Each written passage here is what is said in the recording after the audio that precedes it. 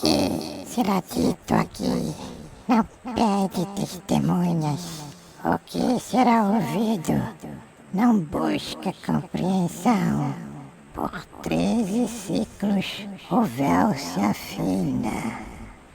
Por 13 nomes esquecidos o portal responde.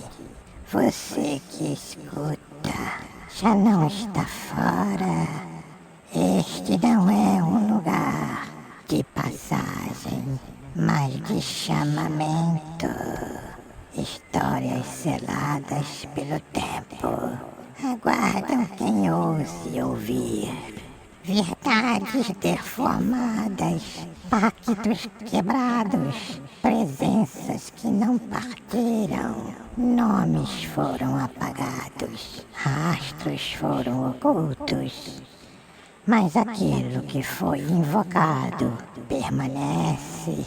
Se decidir continuar, saiba, nem todo retorno é completo.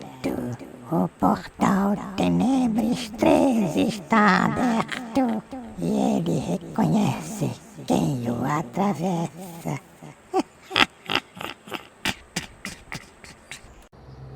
Mais uma história de inscritos no canal. A história de hoje tem como título O Lobisomem. Foi enviada por Paulo César, de Nova Iguaçu, Rio de Janeiro. E a história começa assim. Meu bairro sempre teve algo estranho. Durante o dia, até parecia normal, como todos os outros bairros pobres da periferia e da Baixada Fluminense. Mas quando caía a tarde, os pardais anunciavam a noite que chegava, em uma revoada tamanha que escurecia o céu e abafava quaisquer outros sons com a sua cantoria. Em poucos minutos, cada indivíduo daquela nuvem viva se aninhava nos gigantescos pés de jamelão, de manga e ficus que os recebiam um a um farfalhando suas folhas. O lugar tinha ares de cidade de interior. Muita área verde, com terrenos baldios servindo de pastos para cavalos, bois, cabras, porcos e até ovelhas. Cães vadios andavam à solta pelas ruas. O bairro inteiro, pelo menos o que nós transitávamos e sabíamos que existia, não tinha mais do que 10 ruas, todas de chão batido e poeirento. A rua principal, longa, que atravessava toda a comunidade, serpenteando por entre as casas humildes, desde a parte baixa do sopé da Serra de Madureira até o meio da serra, uns 500 metros acima. As ruas vizinhas não passavam de ruelas e caminhos feitos pelo passar dos moradores, todas protegidas e ladeadas por árvores frondosas que no verão nos fornecia sombra e à noite fornecia penumbra. Os poucos e espaçados postes elétricos que haviam tentavam com suas lâmpadas incandescentes minguadas combater o breu que as ruas se tornavam ao cair da noite, emitindo seus feixes amarelos que mal iluminavam 1 metro de circunferência no chão de barro, tal qual um holofote aguardando para anunciar o ator principal de um teatro mambembe.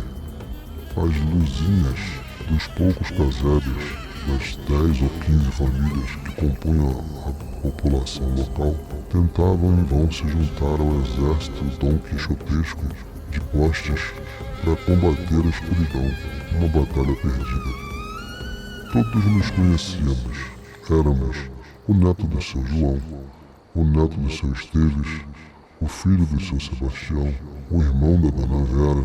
Todo mundo tinha uma referência familiar.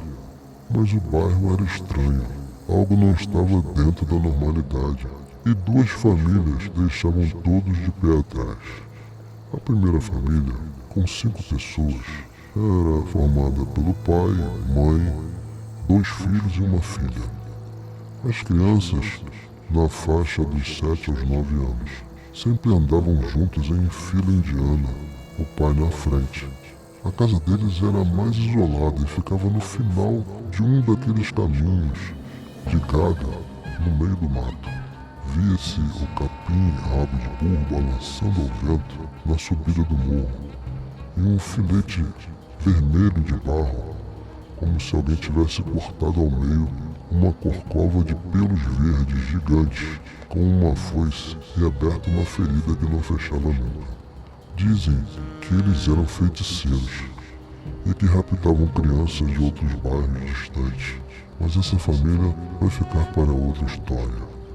A segunda família era ainda mais pitoresca e curiosa. Essa era composta pelo pai, a mãe e 2 filhos. O filho mais velho, que tinha por volta de 17 anos, não falava nem interagia com ninguém. Ele era alto, magro, com os cabelos desgrenhados até os ombros. Cabelos eriçados que jamais viram um shampoo ou sequer um sabonete. Os olhos eram de um amarelo âmbar que assustava até o moleque mais corajoso da rua. E quando ele sorria, tinha uma boca fina coberta por uma barba rala e suja e dentes podres. Ele nunca falava, mas olhava pra gente e ria sem emitir um som. Do que ele ria, a gente não sabia. O irmão mais novo tinha uns 10 anos. Era uma cópia fiel, em miniatura, do irmão mais velho. Sem a barba e com os cabelos mais crespos, mais arrepiados pra cima. Miúdo, magrelo e sujo, parecia uma coruja. O nome do pai nós vamos chamar aqui de Bill. Seu Bill, o patriarca, era um homem alto.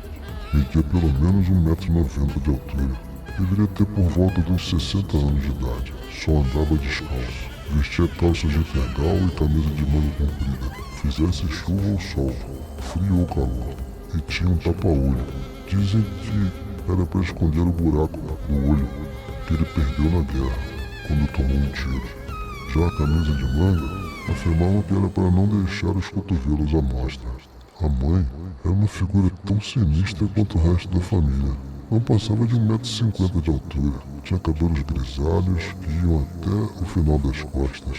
E uma franja cobria praticamente o rosto todo. Poucas vezes víamos a velha. E sempre trajando o mesmo vestido marrom escuro, que só não cobria as mãos e os pés. Também descalços e cascurentos, com unhas enormes e retorcidas, tal qual o seu horrendo consorte. Seu Bill tinha, segundo os moradores mais velhos, a força de 2 homens.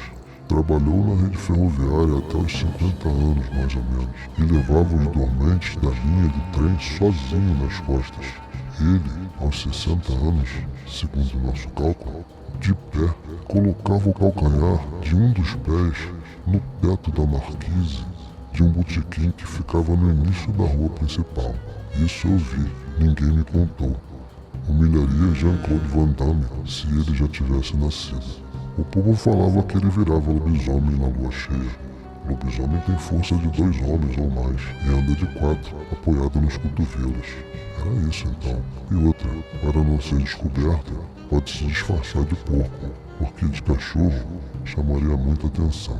Na parte baixa do bairro tinha um brejo. À noite íamos caçar rã com uma lanterna de cabo de vassoura, lata de óleo e uma vela dentro. Essa era a única iluminação que tínhamos naquele charque de 200 metros quadrados. E o coachar das rãs e dos sapos, o único som. Som superado pelo chafurdar dos nossos quichutes nas poças e nas batidas aceleradas dos corações. Uma noite aconteceu. Finalmente, o lobisomem atacou alguém. Um morador da nossa rua chegou bêbado de madrugada, em plena quaresma, em noite de lua cheia. Por sorte não morreu, ficou todo lanhado e foi para o hospital. Os médicos, céticos, disseram que foi um ataque de animal.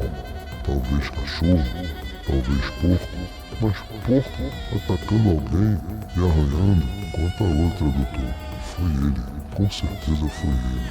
Seu Bill virou um lobisomem e atacou o nosso vizinho.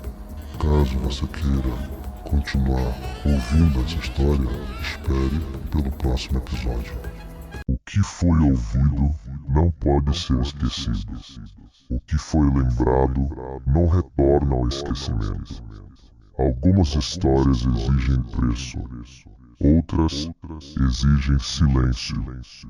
Se algo acompanhou até aqui, não o chame de imaginação. Nem tudo que observa deseja ser visto. O portal agora se fecha, mas não sela o que foi despertado. Guarde consigo apenas o que consegue sustentar. Quando a noite se alongar e o sono pesar, lembre-se, há portas que se fecham por fora, mas permanecem abertas por dentro. Aqui se encerra mais um rito do Portal Tenebres 13, até que o véu volte a se afinar.